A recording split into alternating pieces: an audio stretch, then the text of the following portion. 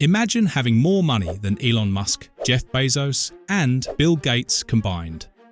Now multiply that by 2. That's the kind of wealth John D. Rockefeller commanded at his peak. A staggering 1.5% of America's entire economic output, worth about $280 billion today.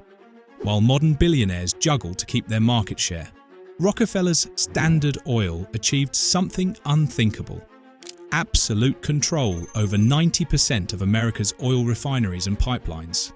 But how does a man rise from poverty to become the wealthiest person in history? Imagine growing up with a father who sold fake cancer cures and was suspected of running a horse theft ring. That was John D. Rockefeller's reality in 1839 rural New York. His father, William Avery Rockefeller, was a masterful fraud, a man who insisted on wearing fine clothes while swindling the desperate.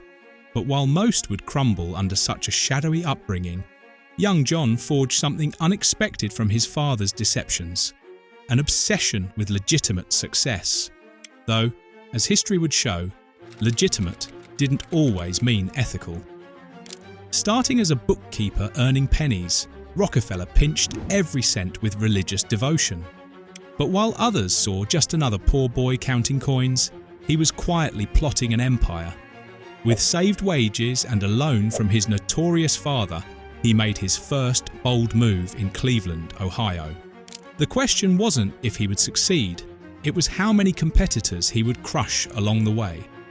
While prospectors fought like hungry dogs over oil discoveries, Rockefeller saw what everyone else missed. The real fortune wasn't in finding oil, it was in refining it. It's like realizing you could own all the roads while others fight over cars.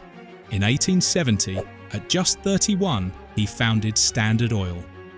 But if you think today's tech monopolies are powerful, wait until you hear what happened next. His business strategy wasn't just revolutionary, it was terrifying to competitors. Like a chess grandmaster thinking 10 moves ahead, Rockefeller built an empire that controlled everything from refineries to the wagons delivering oil to your door. Want to see ruthless? In just 3 months of 1872, he wiped out 22 of his 26 Cleveland competitors.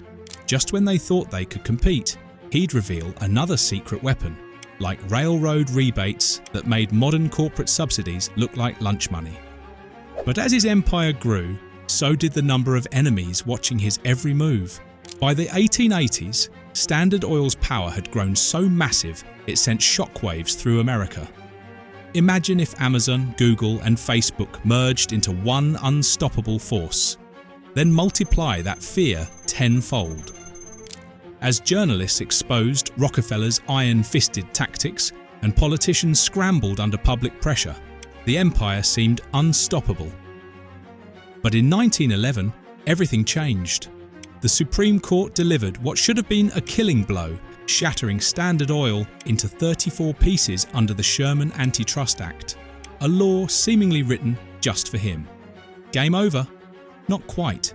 In a twist that would make Wall Street sharks envious, the breakup actually increased Rockefeller's wealth. Those fragments evolved into today's oil giants: Exxon, BP, and Chevron. Each piece grew independently, multiplying Rockefeller's fortune through a spectacular display of unintended consequences. Yet, as his wealth soared to unprecedented heights, Rockefeller was plotting something that would stun both friends and foes alike. Just when everyone thought they had Rockefeller figured out, he revolutionized philanthropy itself. The man who once crushed competitors like insects transformed into history's greatest charitable giver. Through the Rockefeller Foundation, established in 1913, he didn't just write checks, he reimagined how private wealth could reshape society. His approach was systematic and scientific, tackling social problems with the same strategic brilliance he'd once used to build his monopoly. The numbers stagger the imagination. His fortune plummeted from $900 million to $26 million at death. Not from market crashes or bad investments, but from strategic giving. The foundation funded groundbreaking vaccine research for diseases like yellow fever and meningitis, established prestigious institutions like the University of Chicago and the Rockefeller Institute for Medical Research, and at one point distributed more foreign aid than the entire US government. Their initiatives sparked the Green Revolution, transforming global agriculture and reportedly saving 1 billion lives through improved farming techniques and crop yields. But skeptics wondered, was this genuine altruism or the ultimate PR campaign to rehabilitate a tarnished legacy? While most family fortunes fade within 3 generations, the Rockefellers wrote their own rules. Today, they control over $10 billion in visible wealth, emphasis on visible. Their secret? They pioneered wealth preservation strategies so innovative that modern billionaires still study them like sacred texts.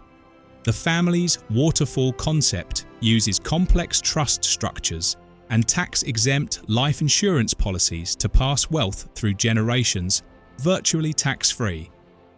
Their political influence proved equally durable until 2014. A Rockefeller had held high political office continuously since 1950, spanning roles from governors to senators.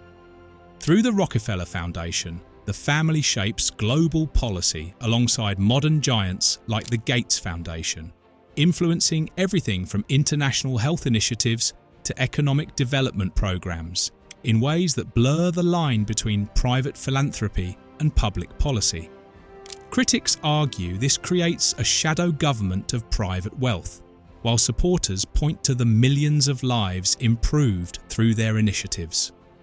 The truth likely lies somewhere in between, in the complex intersection of power, wealth, and social responsibility that the Rockefellers have navigated for generations. What do you call someone who built history's greatest monopoly, became its greatest philanthropist, and created a dynasty that still shapes global policy? Rockefeller's story transcends mere wealth. It's a masterclass in power itself, showing how money can be transformed into lasting influence. Consider this final twist. In 2016, his descendants completely divested from fossil fuels. Citing climate change concerns, the irony would likely make the oil barons smile. Because Rockefeller's true genius wasn't just in amassing wealth, it was in transforming that wealth into lasting influence that would endure long after the oil wells ran dry. Today's tech billionaires follow his playbook, build monopolies, face antitrust challenges, then pivot to world-changing philanthropy. But few have matched Rockefeller's strategic brilliance in converting monetary power into generational influence that spans centuries rather than decades. His legacy teaches a crucial lesson for our age of billionaire philanthropists. True power isn't just about accumulating wealth. It's about strategically using that wealth to reshape society. The Rockefeller story proves that while fortunes might rise and fall, influence carefully cultivated can last for centuries. As modern tycoons pledge their fortunes to charitable causes, they're walking a path Rockefeller blazed over a century ago. In an era where billionaires increasingly drive global change, perhaps that's his most relevant lesson. Money isn't the ultimate form of power. It's merely the beginning of a much longer game.